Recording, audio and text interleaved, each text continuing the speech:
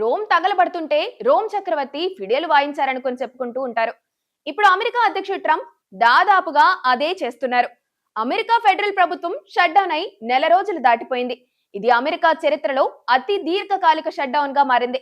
November 7న senate లో shut down ముగించేలా ఓ bill పై voting జరగనుందని ప్రకటించారు. కానీ అది ఏకపక్ష ప్రకటన. డెమోక్రాట్లు ప్రభుత్వ షట్ డౌన్ ను తాత్కాలికంగా అయినా ఆపడానికి సబ్సిడీ లేకుండా ఓ తాత్కాలిక ఫండింగ్ బిల్ ను ప్రతిపాదించారు. కానీ ట్రంప్ అంగీకరించడం లేదు. ప్రెసిడెంట్ డొనాల్డ్ ట్రంప్ సెనేటర్లను వాషింగ్టన్ లో ఉండమని, షట్ డౌన్ ముగించే వరకు వెళ్లొద్దని ట్రూత్ సోషల్ లో పోస్ట్ చేశారు. షట్ డౌన్ ముగించడానికి కాంగ్రెస్ ఫండింగ్ బిల్ లేదా సిఆర్ ను ఆమోదించి ప్రెసిడెంట్ సంతకం చేయాలి. ఇది జరగకపోతే ప్రభుత్వ సేవలు మరింత దెబ్బతింటాయి.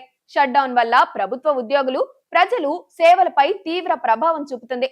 దీనివల్ల 14 లక్షల మంది సివిల్ ఫెడరల్ ఉద్యోగుల్లో సగం మంది అన్పెయిడ్ లీవ్ మీద ఉండాల్సి వస్తుంది.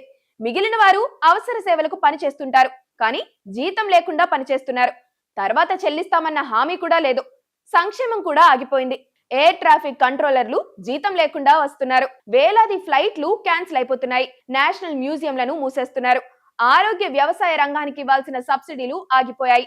మేరీల్యాండ్, లూసియానా వంటి రాష్ట్రాలు ఎమర్జెన్సీలు ప్రకటించి సహాయం అందిస్తున్నాయి.